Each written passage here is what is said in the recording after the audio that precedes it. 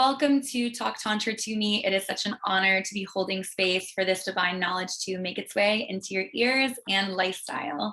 Today, I talk Tantra with a dear friend, Paige. She is an artist and spiritual YouTuber. I met Paige earlier this year in Ecuador while we were on a Tantra, yoga, and shamanism training. I am so grateful to have had her come into my life. And I'm also so appreciative that she is so vulnerably and authentically sharing her story, because I believe that this is all too common of a experience that we are having in the spiritual community and in the Tantra community. And it's something that I've experienced as well that I'll be sharing in another episode. But thank you so much for being here, Paige. I'd love for you to share a little bit more about yourself and what you're doing and who you are. Thanks for having me, Leola. So like Leola said, my name is Paige. I'm an artist and I create spiritual portraits of people and moments. I also have a YouTube channel where I go into patterns I'm noticing in my life and in the lives of those around me and diving into more of a quantum perspective, looking at shedding the story and more at how is the energy moving and how can we work with this. Like Leola said, we met at a yoga tantra training in Ecuador, and that was the beginning of about a year-long exploration for me. And it was then that I encountered the experience we'll be going into in a little bit. But before we dive into that, yeah, I am an artist and a spiritual YouTuber and just a guide for my community and really focusing on anchoring the light in a way that is authentic and vulnerable and real.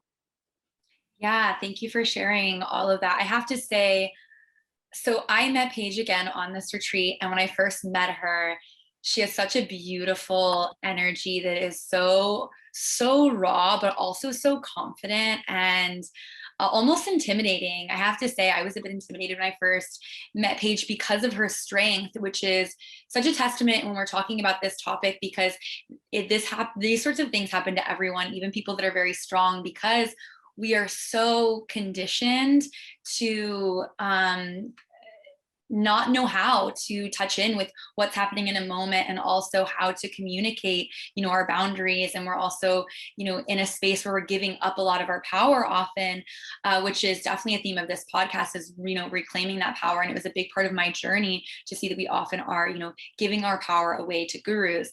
That being said, Paige is an incredible artist who's so intuitive, so beautiful. She's painted me now twice. And she also creates these incredible pieces where she'll tap in with you, even do a meditation with you, and kind of see what imagery or visions or elements come through and incorporate that into this gorgeous work of art. So I definitely recommend reaching out to her if you're looking for any spiritual, intuitive, artistic expression, because she is amazing with that sort of element of our beings. So Paige, I'd love to hear more about kind of how your experience was at Durga's. Durga's Tiger School is the Tantra school that we both went to. I spent a month there. I think, Paige, you spent like 3 months there. I'd love to hear more about what your experience was overall in that space. My experience at Durga's was very, very transformative. Like Leola said, I'm a very strong person. And when I came to Durga's, it was very like I am like so strong and like no one will ever having that external shield up to protect me. It was a very much more like rugged type of strength. And Durga's taught me the power of like softness and vulnerability. Like, that being said, I've always been very, very open, but I haven't always been very vulnerable with people, like very much crying behind closed doors. And maybe you would hear me say like, yeah, that upset me, and that's all. I wouldn't really share what my internal or intimate experience was. And Durga's really taught me how powerful that is, and how transformative it can be when we just really open up and express what's going on within us, whether it's through movement, whether it's through song, through ritual, through tantric communication exercises, whatever we're using, when we just really open ourselves and pour ourselves into the moment without these filters of like, is this okay? Is this enough? Like, am I enough? And just softening into it and relaxing into the moment. Like, it can offer medicine not only for you, but for whoever you're interacting with. And like, I just think of dancing with you as one of my favorite memories when we were doing the Durga's Tiger dance, and just like flowing and moving and just having that pure eye contact. Beautiful. Yeah. Yeah, definitely one of my favorite memories as well. And I do think it's so important to honor the Durga's experience, to say that sort of the sequence of events that we'll discuss are obviously directly related to Durga's, but at the same time, there was so much depth and beauty and learning and growth that was offered for both of us at Durga's. And my experience, like the things that I learned, were completely different than yours. Like mine were actually a lot more related to my inner masculine, a lot more about creating space and, boundaries and, other work that is different. And so it's one of those places that you go with this like beautiful soul that you are, and then you find all of these places to expand upon yourself, and it's different for everyone. And I'm so grateful for the people that we both met there, and the community, and it will always be one of my most treasured and expansive experiences that I've had in the spiritual community. And if anyone is interested in going, I highly recommend it. That being said, there is also this element of touching in with your own discernment and your own inner truth. And I do love that this is something that our teachers taught us. I remember Rosa saying, I have my inner truth and you have yours. And the beauty of Tantra is that you get to discover your own and also respect everyone else for having theirs. And I think in some ways that was super profound, and something that is deeply related to the topic that we're going to discuss today. And so I'd love to get into kind of what was the offering after Durga's, and kind of what was your experience with that? Yeah, my experience with the Durga's program was absolutely beautiful. But unfortunately, it was like through Durga's that I found myself sexually assaulted by a shaman. And this, I don't believe that this is the fault of Durga's at all, but the way that it was handled after left a lot of space that could have been filled with compassion and aftercare and support. And I found very lacking in that. And so, that being said, like, how can I expand to be big enough to embrace that this same space had such polar experiences for me, and to really not just focus on one or just the other, like it was all light or it was all darkness, and really to embrace both. So I went to Durga's because a close friend of mine in Minneapolis got her training there. And during quarantine, her and I would meet and do some private yoga sessions. And this is my first experience with Kaula Tantra and with Tantra in general, actually. And it just was like opening and softening me. And this person was an embodiment of an energy I was really hoping to bring into my own expression. And so I looked into Durga's, and actually like 9 days before I went, I just sent it, and was originally going to do 200 hours. And then I think I was there for like 3 days when I talked to Rosa, and I said, I want to stay for 500. Like, I need to be here. So I was there for about 3 months immersed in this program. And afterwards, it was offered for the students to come on a ayahuasca retreat into the jungle in northern Ecuador. One of the teachers, and actually the son of the woman who runs Durga's, has been training with the shaman for 10 years, and I think over 10 years actually. And so they were hosting their second ever retreat at this place. So this wasn't an ayahuasca retreat center, which is what most people encounter. This is a village where there is a shaman who regularly offers healings, and he typically only does either private healings for people who are really sick or very large community healings for like hundreds of people at a time. So it's pretty uncommon for Westerners to come into this setting, first of all. And it was the second time that they'd had Westerners there. And while I was there, the shaman crossed a very firm line and sexually assaulted me while I was under the influence of ayahuasca. Thank you for sharing this whole lead up in the background of kind of this experience. It's one of those things that it is so beautiful, and it was kind of marketed as this incredible opportunity to go into this indigenous community and truly honor the medicine in a specific way, which is, in my belief, definitely a way that it should be done. And this was also, an offering, an opportunity that I had, but, just by the series of events, I had actually decided not to do it. And I'm sure it can be super confusing and complex to break down like that thought cycle and the experiences that had happened in that space.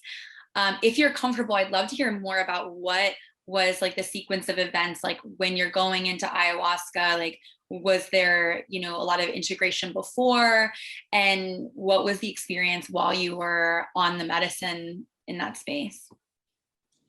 So the first night, so we had 2 ceremonies. And the first night we had a intention setting, and we all met and drummed together. And this was very beautiful and was really coming together. And then after each ceremony, we had like a group sharing context. So there was some support.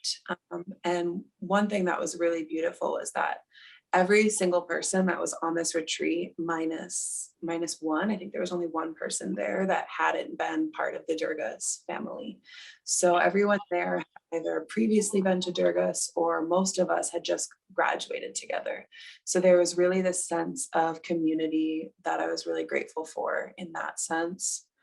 The first night we had the drum ceremony and did our intention setting, and then we waited for the sun to go down, and we all took our space, and then we drank the ayahuasca, and this ceremony was done in complete silence. The shaman didn't speak any English, and there wasn't a translator available. So I believe this was a really big part of why this happened and why boundaries were crossed, because there was just a complete lack of communication between you and the shaman unless you were fluent in Spanish, and only one of the women there was fluent in Spanish, and ironically she's the only one who didn't have some sort of boundary crossed during the ceremony. Yeah, was there any communication beforehand about like what was going to happen in the context? Because I'd love for you to share this in your own words, but from what we've spoken about, you were like kind of separated individually. And so there was a lot of like not even knowing what was going to happen.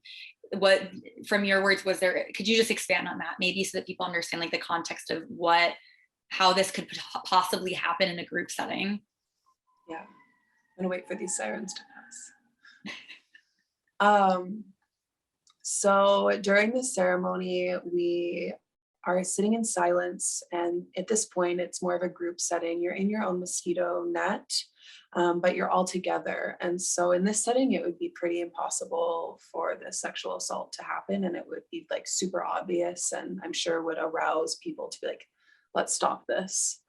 But what happens is around halfway through the night you have Olympia. And I had had one previous experience with ayahuasca before, where we had the Olympia. And so I was comfortable with this, and it was described to us again, but most of us had had this experience where you go up and the shaman sits you down 1-to-1, you sit down and the shaman is behind you with feathers, smoke, and then they chant and they cleanse your energy. And it's actually, according to my first experience, was like one of the most beautiful parts, because while you're in this heightened state, you're receiving a clearing. And so you can just feel the sound vibrations going through. You can feel the smoke and just everything just truly getting to the core and cleansing you. But this is where you are one-on-one with the shaman, secluded. Everyone else is in a heightened DMT ayahuasca trip. And so you are just kind of with the shaman alone. And this was when the shaman crossed the line and sexually assaulted me. And actually, unfortunately, it was not just me. Almost every single woman there was touched inappropriately, without consent, and beyond the borders of what is acceptable. So in my first experience, and what was explained to us, was that it is best if we remove our shirts. It's not necessary, but that it helps with the energy cleansing process, and that only your back will be cleansed. Sometimes maybe the side of your ribs, but that is as far, it's still your back. And it's only your back. And that is not what happened. So with every woman on the first night, he cleansed the back like it was explained to us that he would be doing. And then he reached around to the pelvic area and was doing this grabbing motion, like pulling energy away. And at first, when it was just on the hips, this actually felt kind of nice, because we keep a lot of stuff in our hips. So it was like, okay. And my experience was that this was like a line gradually moving into a point that it was so not okay. Like, it's hard to put a boundary up. In general, I find like it's not something we're taught very well in our society, and especially in a heightened state. So he would reach around and grab on the hips, and then he would just go lower and lower. And the first night, he didn't like necessarily touch anyone's vagina. But he was getting very close, and he was really entering a vulnerable space that should not have been touched. And then afterwards, he like had the women lay back in his. So if he was behind me, like laying back in his knees, and then was like grabbing our chest. And again, like the breasts weren't touched, but this was not explained to us this would be happening. And it's like, that's a very intimate touch. And you're very high, and you're very high on DMT. And so you're kind of like, just like draped over him, and he's just touching you. And so that first night, that made me feel really uncomfortable. And some of us, actually, the first night we didn't have a group discussion about it. My sister was there with me, and so her and I talked privately, and she asked me, like, did he touch, almost the top of your vagina and your chest? And I was like, yeah, he did. It was really weird, wasn't it? And she said, yeah, that was really weird.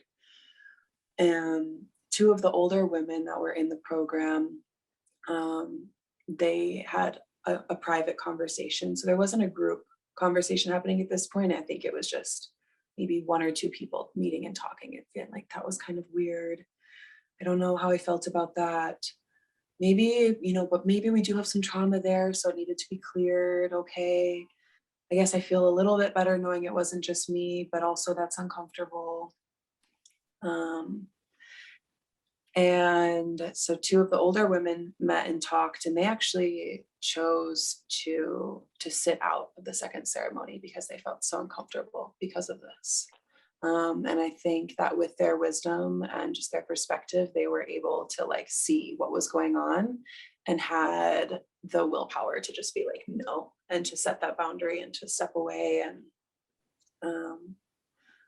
yeah. But I went for the second ceremony, as did everyone else, except for these two women. And the second night, I don't think, I know he went much farther. So again, we consume the medicine, we go through the ceremony, and about halfway through the night, he begins to call people up for limpias. And it's not person by person, it's just, you just kind of feel like, oh, it's my time to go up. And if there's people in line, then you just wait. And so one by one, you go into this limpia setting. And so you're again sitting in front of the shaman, taking your shirt off or not. And this time the shaman reached all the way down and touched my entire vagina, not just the top of it, not even just my clit. Like, he did not go inside of me, but he was stroking my vagina over and over. And I just remember, I mean, again, I was in such an altered state. I remember just laying there and being like, this feels really weird. Like, I don't feel like this is right. And then he pulled me back and was touching like very close to my nipple, like just very grabbing onto the breasts, cleaning the chest. And then what was really striking, because all of this is like unacceptable, but was within this like limpia setting, this, which limpia means cleansing, to cleaning in Spanish. So it's a cleaning. But then when I went and asked him for my second cup of ayahuasca, he pulled my dress up and stuck his hand under my dress and like cupped my vagina and started to stroke it again. And then just had this really like gross, mischievous smile, like, and then was like, okay, and handed me my cup. And then I just felt paralyzed, like, wow, like, whoa, like that was not okay. Because in my state, I'm thinking like, that didn't feel okay for him to touch me like that in the Olympia, but okay, I'm not quite sure what's going on. But in that moment, it was very clear, like, wow, that was like, that was him taking advantage of the fact that I'm in an altered state and that he's in power and that he can literally just lift my dress up and touch my vagina, which like in any other setting, you would be punched in the face. Like, it would just be not acceptable.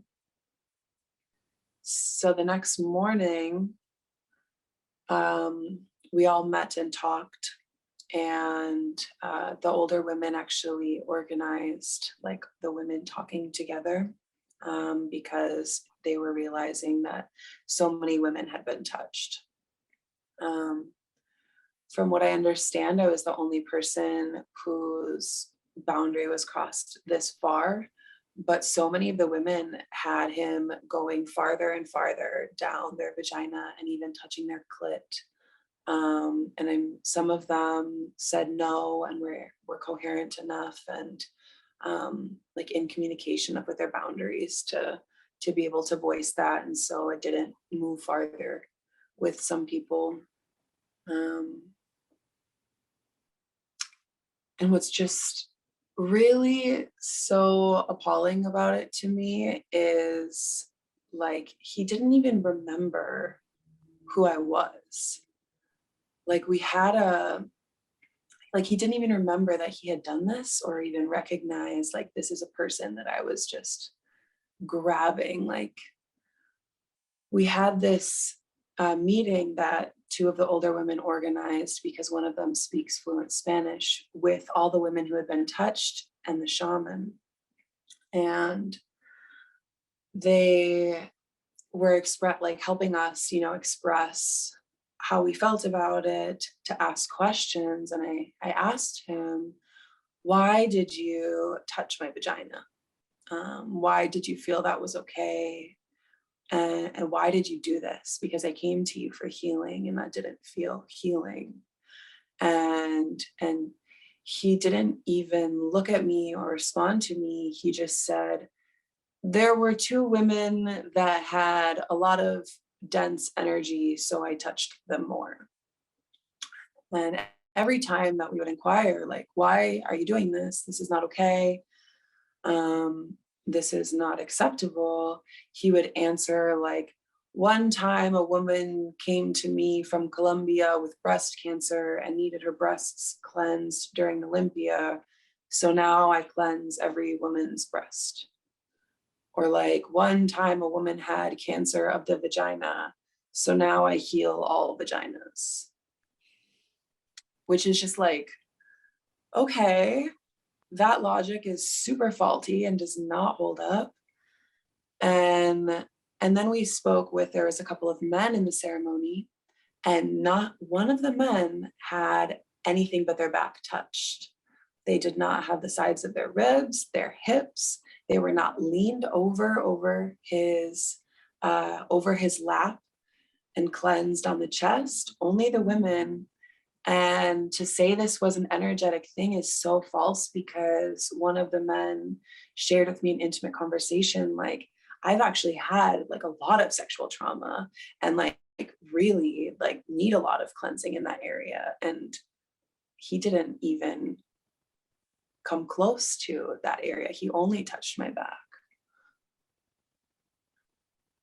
Beautiful. Thank you for sharing all of that with so much truth and detail, and making it something that we can talk about in a space that is sacred, because I think that this is happening so much more than what we realize. And it's important for us to come forward to say, like, hey, this is not okay. Even though, I'm putting myself in a vulnerable position, I am doing this in the context of healing and in the context of being guided into this sacred container. And it's not okay to take advantage of this, especially in an altered state such as ayahuasca. And I think that this sort of thing is keeping so many people from like going to tantra and going towards plant medicine, because these things offer so much profound healing and growth. But unfortunately, there's also this really dark side to it, especially when it comes to these altered states.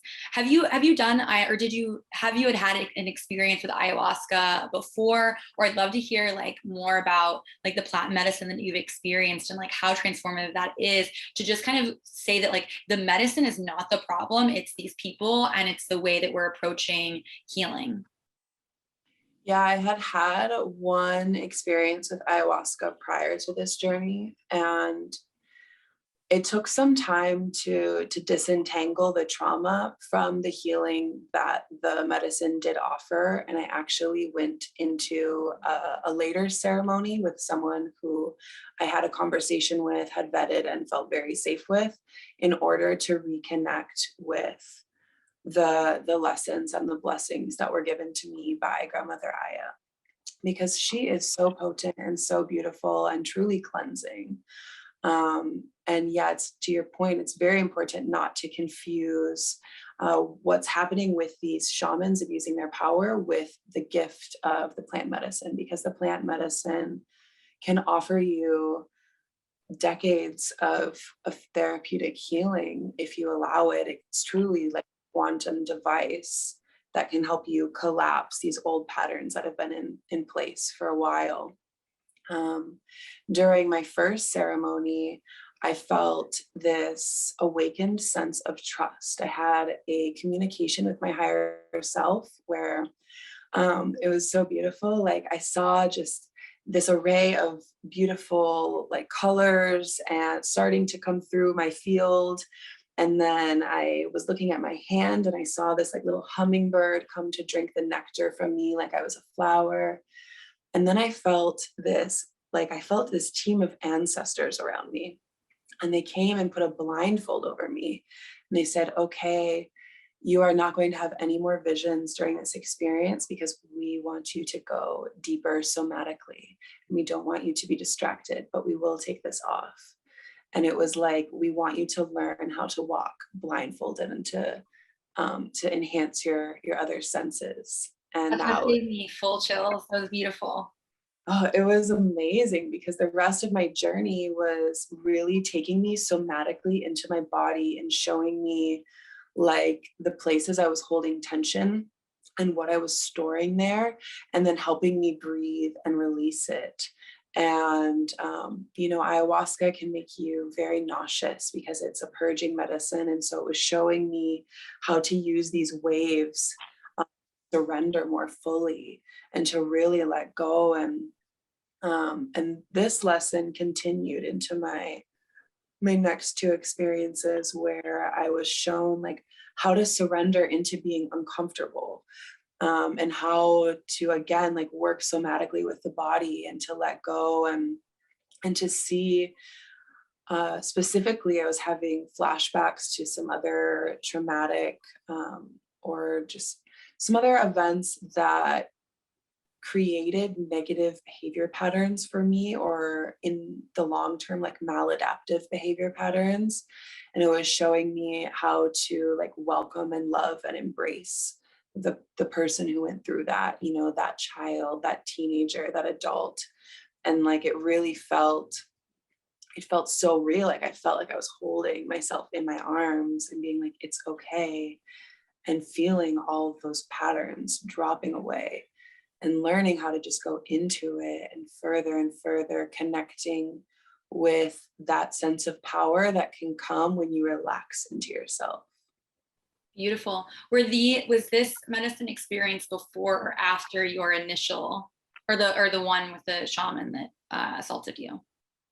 My first experience they were all during the same trip in Ecuador, but my first experience occurred in a setting outside of my sexual trauma. And my first experience was very safe, a very safe container. I had Olympia, and it was one of the most beautiful experiences I've ever had. Like I literally felt these amazing feathers like beating smoke on my back. And I don't think there are words to describe it, but it was absolutely magnificent. And I truly felt cleansed to my core. And it wasn't even specific things that were being let go of in this Olympia. It was just the energy moving, and it was so magnificent, which is why it's like I just feel so many emotions, but just like so mournful that I didn't get to have that beautiful experience again, because it was truly like one of my favorite parts of the ayahuasca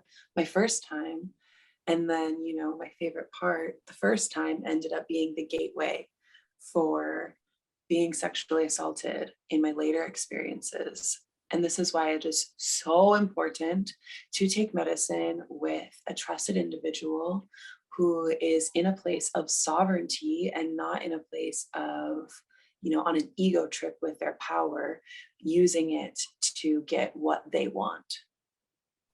How would you suggest like finding those safe spaces to partake then in that case? Well, in my first case, I was able to have interactions with the shaman who was going to be giving me the medicine for quite some time before I received it.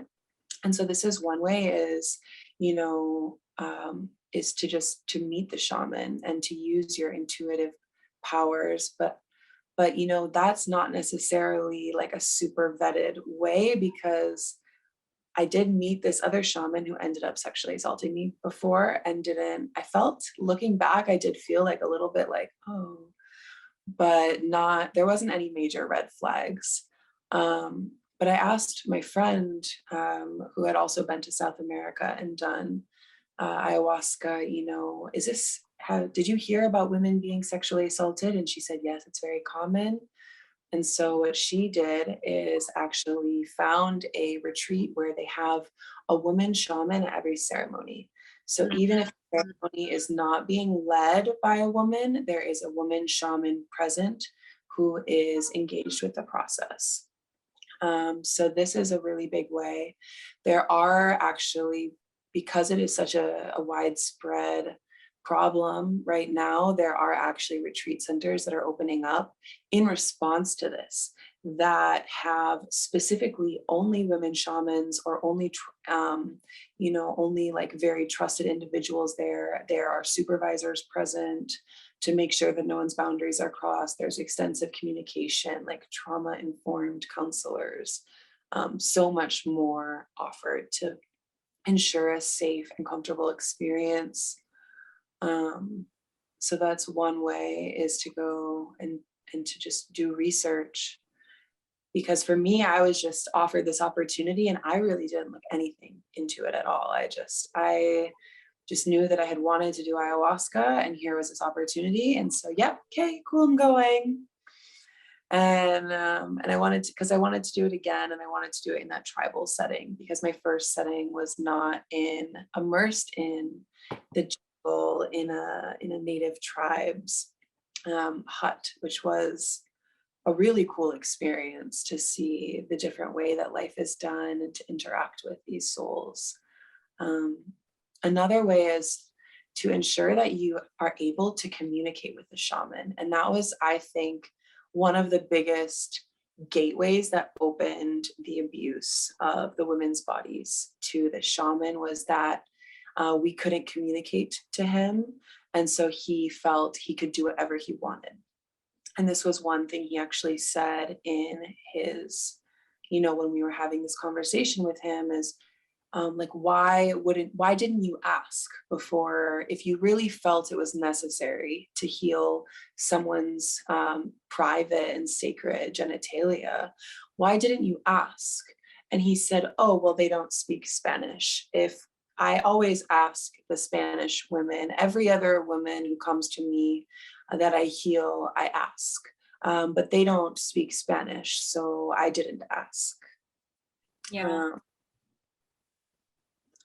So like, if there's a translator available, then, I mean, that allows the shaman, if they really do feel they need to touch you, to ask and to get your consent in that moment, which they don't. You can clean energy without touching a part. Like, that's pretty yeah, like you can clean something without grabbing it. And also, if there's a translator available, if the shaman doesn't speak your native language, then you're able to voice, like, maybe a little more clearly what you need, what you want, what you feel comfortable with. Yeah.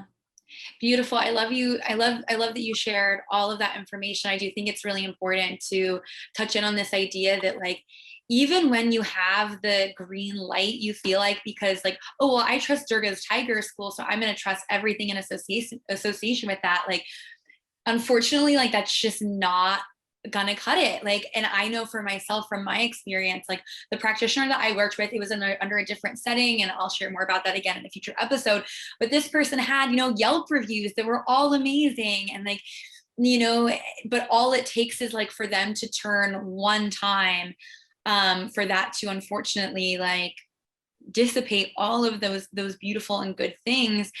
And so it is so important to touch in with yourself. And I know for myself, what I've learned is I'm not going to work in a space or get nude with someone, regardless of the type of healing, unless I've worked with them at least once in a non-charged setting, or in a more equitable space that is not eroticized in any way, shape, or form, or nude or anything like that, just so that I can like really feel into, like, is this really what I want to invest in?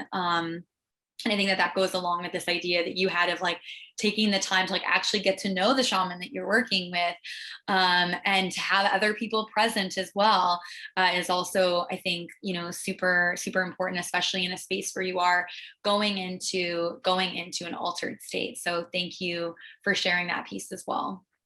I think another piece that could really help is to have, knowing that going into a ceremony, you could possibly be touched inappropriately, to be sexually assaulted, to be fondled. If you know this is a possibility, to take some time with yourself and to communicate with yourself, what are my boundaries? What am I okay with? What am I not okay with? And to be prepared for what might happen and how you will respond, to create a plan. Like, if this happens, like, where is my line? Like, if my line is an inch below my hips, then, and I make this plan when I'm sober, then when I'm in an altered state, I can say, whoa, I'm being touched an inch below my hips. And I can just stand up, because I don't need to speak the language to stop the Olympia. I can just stand up and walk back to my space and know that I am safe, because it's highly unlikely that shaman is then going to like follow you, grab you. It's typically not this like violent act, more of this subtle crossing of boundaries. And this is something we actually talked about in Durga's Tiger School, was when your boundaries aren't so well established within yourself and they keep getting moved an inch this way, an inch this way. Oh, is this okay? So then, if you have had this prior conversation with yourself, where are my boundaries? How am I going to respond if this is crossed? And how am I going to go about this beforehand? When you find yourself in this situation, it's a lot easier to stand firm in those, versus being in an altered state of consciousness, whether you're altered through pleasure in a tantra ritual or through plant medicine, because in both cases you have either dopamine or DMT or just so much energy running through you, and you're not in your cognitive thinking mind. You're in a completely different state of consciousness. And so to be in this different state of consciousness and then trying to have that conversation within a second, in the moment, what's okay, what's not okay. For some people, they're able to do that, but for a lot of us, that's a really difficult thing to do. And it's not until after the fact that you really realize, like, wow, that was not okay. Like for me, I didn't realize until after, like, especially the next day, just how much had been crossed. Like in the moment after I'd been touched, I was like, okay, that felt a little weird. Okay. And then just the next day I was like, oh my gosh, I feel super gross. And it actually took me a couple of months to really like integrate what had happened and to really see like, wow, that was assault and that was not okay. Yeah, I definitely resonate with that. For me, it also, with this specific assault that I had with my shaman, it took me months to realize it, to the point that I actually I didn't even want to own the fact that it happened to me, because there's so much shame around sexual assault that for me, like, I didn't want to be a victim. So instead, I actually befriended my perpetrator as a way of pushing myself away from being the victim. I don't know if that resonates with you with this experience or with others. Yeah, it's really hard to come into that identity. Like, wow, I like, how do we own this? Because restart.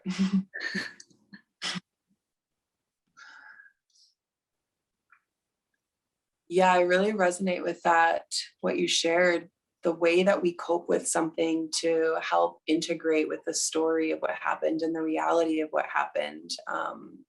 It's so much like you want to move into denial. Like for me, I was told by one of the people leading the retreat that, okay, this is just because cultural differences. They're a polyamorous society, and it's really common for women to seduce shamans. So you probably looked at him in the wrong way and gave him the cue. And because you're a Western woman, that obviously you're a sexual woman and you're sexualized. So yes, you gave him the green light and that was all on you. And actually, like, that wasn't assault at all. And so because I was so much not wanting to be in the reality where I'd been assaulted, I was like, yeah, okay, like that sounds good. Yep. And so I really grabbed onto that, and then it was, took months of disentangling and being like, is that true? Did you send the signals? Does the fact that I sent the signals like make it okay that he did that in the first place? And for you, like, okay, this person crossed your boundary, and so then instead of just being like, oh my gosh, I am in the trauma of a situation where my boundaries are crossed, instead shifting that into a more comfortable experience by being like, oh no, this is just a different level of intimacy, and I'm going to get to know this person and to evolve this relationship so that it's not just this traumatic event that I found myself coping with. Like it shifts it somehow. Yeah, absolutely. I think that we have these ways of rationalizing so that we don't have to come to terms with like what's actually happening. And I even think we can step back into the space of like being in the space of being assaulted. What comes to me is like the freeze response. I know that this is my response, not just with like physical assault, but just in general when I feel like someone's coming at me with a more yang or aggressive energy. I tend, when I'm not like warmed up into that space, like my response is to freeze. And I think that when we're in the freeze, essentially the freeze response, the purpose of it is to say like, oh, if I tried to run or fight, your body is saying, if I try to run or fight, I have a lower chance of surviving this experience. Whereas if you're just like, well, I'm just going to freeze and then my body will survive it. So you freeze, but that doesn't take into account all of the like trauma that has occurred based on that experience. And going back to kind of being in the energy of having someone like subtly crossing your boundaries.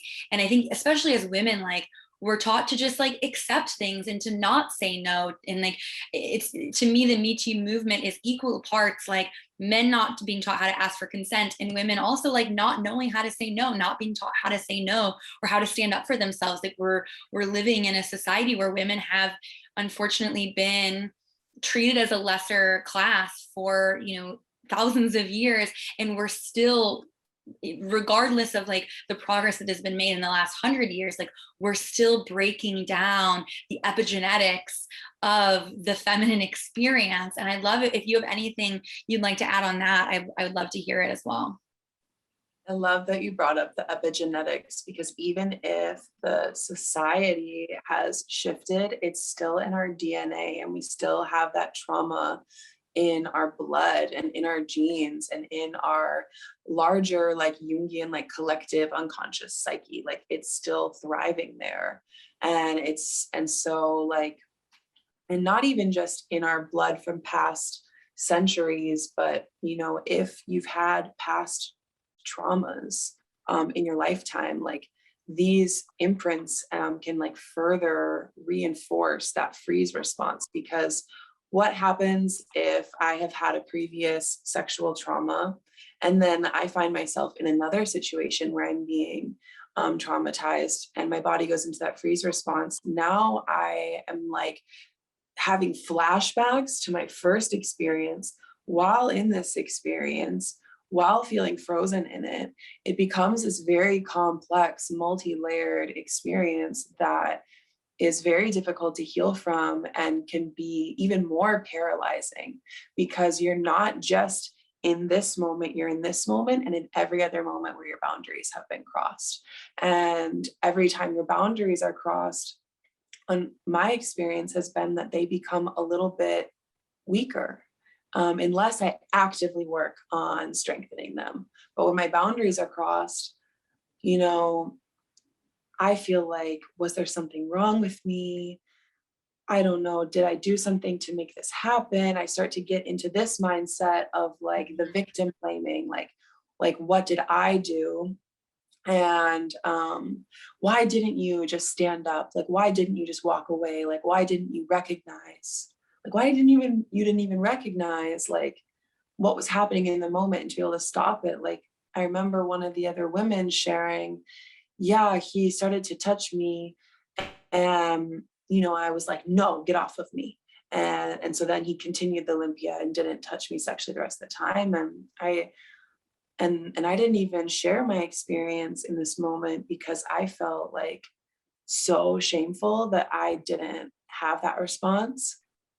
And then that made me so much more likely to want to grasp onto the story that was offered me, like that it was my fault and that nothing wrong actually happened, because that is somehow easier to integrate than the shame I feel at my lack of response. Yeah. Thank you so much for being so vulnerable about that part of your story, because I know that like I've had several experiences of sexual assault, even outside of the shaman experience, and in every single one of them, like I blamed myself and I froze. And when we start to see this as like a legitimate response that is based on like our conditioning, then we can see like that actually isn't authentic to me, but I also see it as a part of me, and I'm grateful that like my body wanted to survive this. But how do I, come to terms with this, and how do I heal from this and choose a different response, in the future? And I'd love to chat a little bit more. Do you have a little bit more time? I know that we're going a little bit. Yeah, I just want to say a little something on what you just said. So it is a legitimate response, and what we have to realize, to freeze is a legitimate response, and what we have to realize is that it's only recently that rape isn't a super violent experience for women all the time, because so much has happened to empower women, and in this movement of empowering the feminine and to rid the shackles of the suppression from the patriarchy. And we have so far to go, but it's written in our blood, in our bones, in our epigenetics, like you said, that, women have had for thousands of years the experience that if I am being raped, typically it's a man holding me down and he will kill me if I do something. And that's not to say that this experience doesn't happen now, because there are many people who unfortunately have this experience. But what it does mean is that in a setting where there is possibly not as much of a threat of physical imminent danger, like if I had stood up from the shaman, he wasn't going to stab me. Like that wasn't really in the realm of possibility. But my body doesn't know that, because if this happened 2,000 years ago, that's probably what would have happened. And my body doesn't know that. And so, like you said, it's like your body's reacting based on that collective knowledge, and not based on just what's right here, right now, which is that, oh yeah, I could just walk away. But my body doesn't know that. My body is thinking like, if I walk away, I'm going to get murdered. So I'm just going to lay here. Yeah, absolutely. And one of the beautiful conversations I remember having at Durga's with Hector, one of the teachers, was talking about how when something happens to us or we're observing the world, the experience hits our consciousness, essentially like a few nanoseconds. It hits your reptilian brain, which is the oldest part of your brain. It hits that first before it comes into the cognitive thinking parts of our brain, which are the more recently developed ones.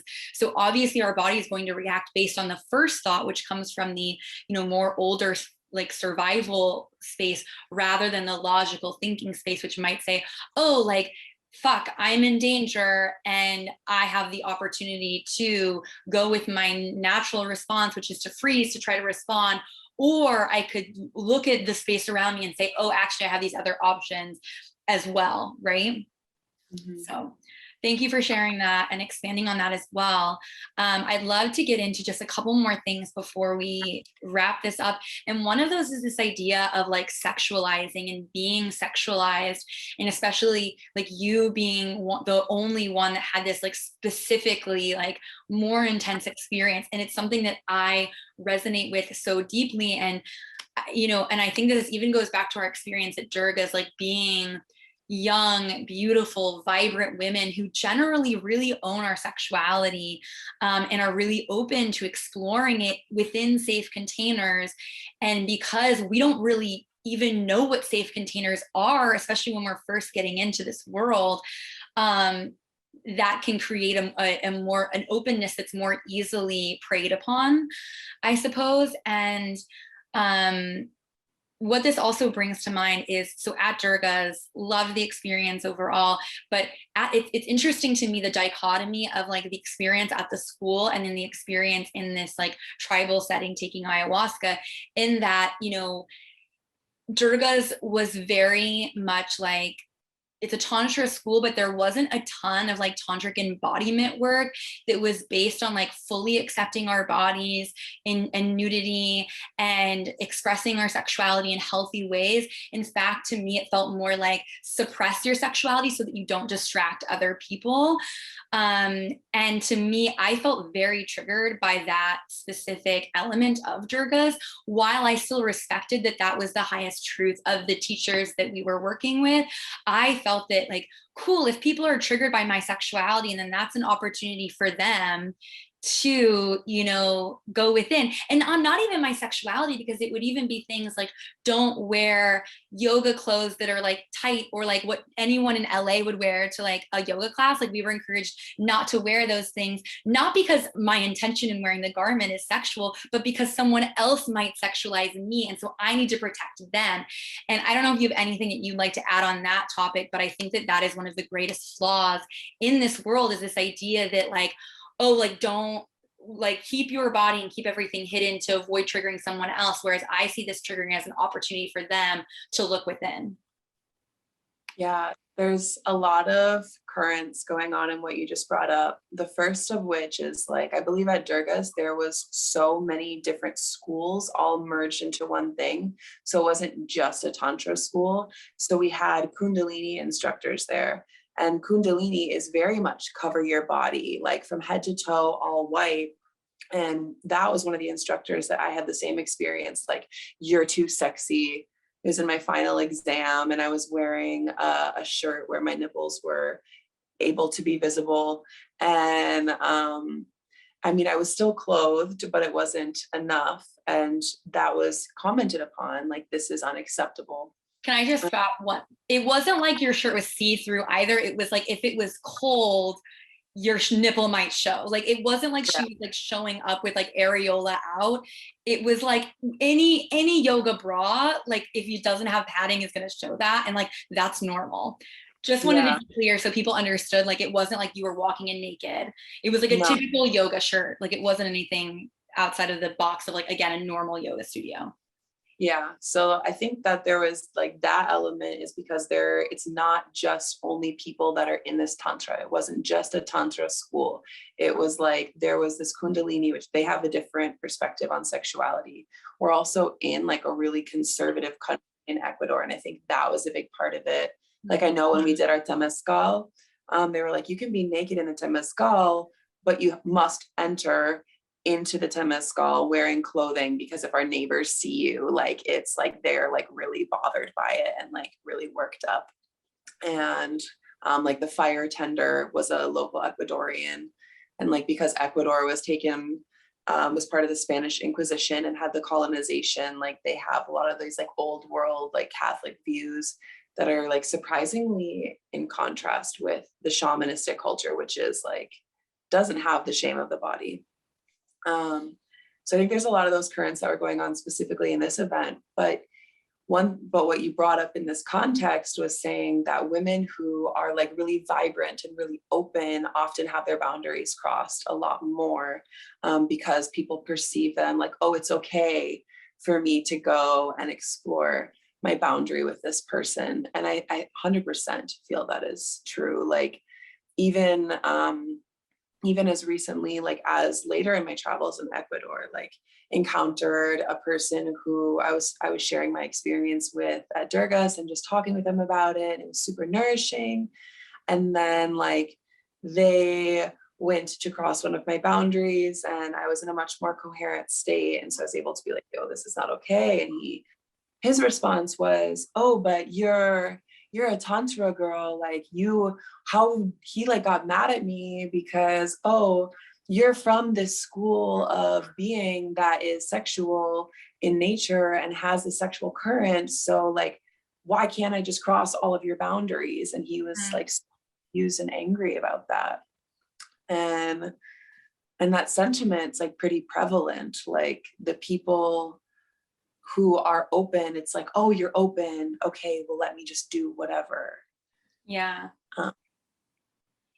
And I think that goes to say, like, be open, like be open with your body, like allow yourself to explore the depths of presence and pleasure. But the more that you do that, we live in a world of duality and dichotomy. So the more that you open yourself, also you have to have just as strong of boundaries and to be very clear with those, which is something that we discussed earlier. And I know for myself that I have not always been there, and it's been a journey. You know, as I had said, Durga's was actually one of the places that I actually was able to integrate those a lot more.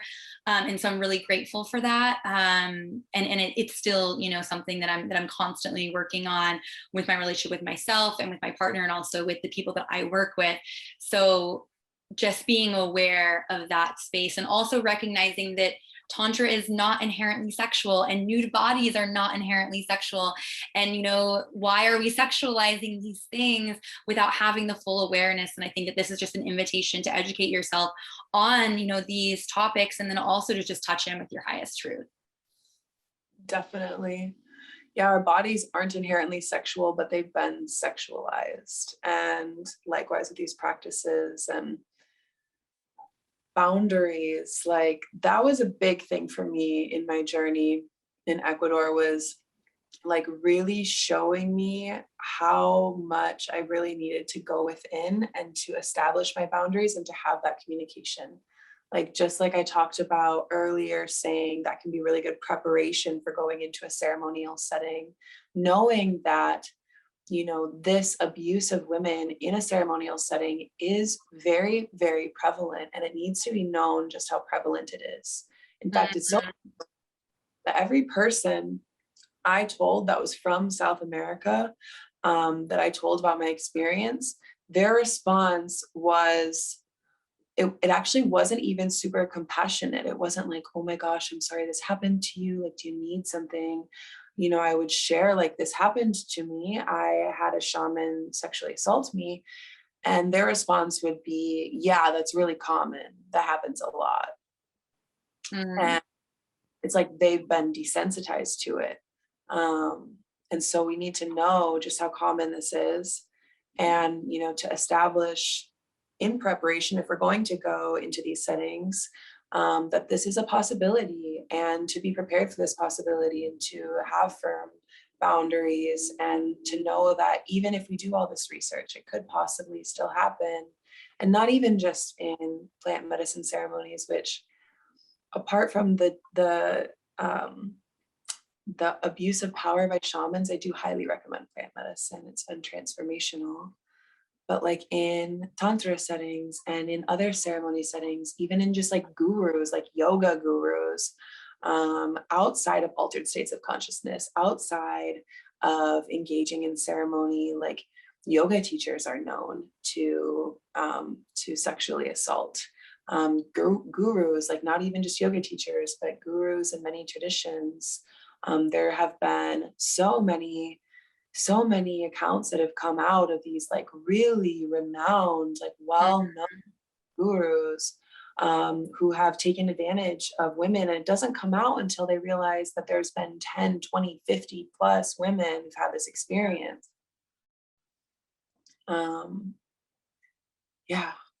Absolutely. Thank you for really hammering in on that, like, that's why this conversation is so important. And I'm so happy that you're here to chat about this, because it is one of those things that we don't want it to take, you know, 40 women being assaulted before someone gets caught. And you're right. There are some of the most renowned yoga schools in India, and Tantra schools have been having the same issues. And again, it's important to recognize that Tantra has also been formed or has evolved under the guise of patriarchy, which inherently includes really unfair power dynamics. So just being aware of that, again, comes back to this idea of empower yourself, touch in with yourself, get all of the information, be aware of your boundaries, and be able to stick up for your boundaries if you're going to put yourself in those situations. And also be prepared to be challenged in those ways too, because people will try tried to manipulate the way that you're thinking about it and say that, oh, well, you were coming on to me, etc. And it's important to really zero in on the fact that like, that doesn't matter. Like, it's not okay. Like, you are the person in power and you are the person holding space. And this is what is required of someone that is doing that. So I would really love to just like hammer that in as kind of our last point. I'm not sure if there's anything else you'd like to add on that piece. I would love if you would do an episode in the future on boundaries and on the ways we can clarify and cultivate these, because personally, like, I was shown through my experiences just how malleable I have allowed my boundaries to become. And it's kind of it's a little overwhelming to think, like, how do I even begin to take a mental inventory of what are my boundaries, and how can I, what are some exercises where I can begin to practice them? Like, I remember Swan doing another like tantric student. Swan did the exercise with no and yes, where we would go around and just practice saying no and practice saying yes and practice, maybe wanting to connect, but still saying no. Yeah. Yeah. Yeah, absolutely. Thank you for sharing that. I also wanted to touch in on another great story of kind of how this space is like being brought, like the light is shining on this sexual assault in the spiritual world. I don't know if anyone follows Lila Martin. She's got a great story of her experience in Thailand, I believe it was, with like one of the most renowned Tantra schools there. So there's, space as well if you'd like further information on this. But to address the topic of boundaries as a podcast episode, I love this. And I think that it would also be really good to do even a workshop or something. I am going to highlight a couple of episodes for people that are interested in a little bit more of what I have discussed on this topic and kind of healing in this space. So episode 3 of this podcast is a meditation to release sexual shame and trauma. So really good space if you have been assaulted or if you felt like your boundaries have been crossed in any respect. This is a great healing place to start. I also have one that is about conscious communication and radical honesty. Let me see if I can find it. Yeah, conscious communication, radical honesty. It's episode 21. And this one is really going to be about how you communicate your needs, preferences, and boundaries. Also getting in touch with your highest truth, which is where you're probably going to find some of your boundaries. And then the highest truth throat chakra meditation is also a really good one, episode 23, to touch in with that about communicating these boundaries. And then sexual shadow work is episode 25, which is also breaking down our sexual shadow, which is where a lot of how it's breaking down how a lot of these traumas and conditionings are actually affecting how we're showing up intimately, both with ourselves and in our relationships and in healing settings. So those would be some good places to start if people are interested in diving deeper in that. I don't know if you have any other pieces that you'd like to offer in terms of integration. That sounds beautiful. The way that I've been integrating this experience is to just allow and not judge myself for it. So the suffering has been trying to get into this critical space. Like, how did I get into this setting?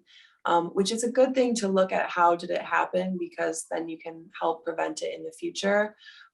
To an extent, though, because then when you start to ruminate on it and to obsess, it can become a very negative cycle. And so when I've noticed myself in that, I've just really been anchoring into embracing, like, this is my reality, this is my truth, and this is okay. And just doing my best to breathe love and compassion into my experience, and to not identify with it so much. Like, this is an experience that I had, but I am not this experience. Yeah, absolutely. I think that that's so beautiful. And I'm totally in resonance with that, to see that this was an experience of your human, but your soul transcends this experience and also this, lifetime in this reality. So thank you for sharing that. Thank you again, Paige, for joining me today. And I also want to express my gratitude to the listeners. Thank you once more for opening yourself up to the idea of sacred sexuality. With so much gratitude and love, have a sexy and spiritual day. And I'll catch you next week on Talk Tantra to me. Ta-ta.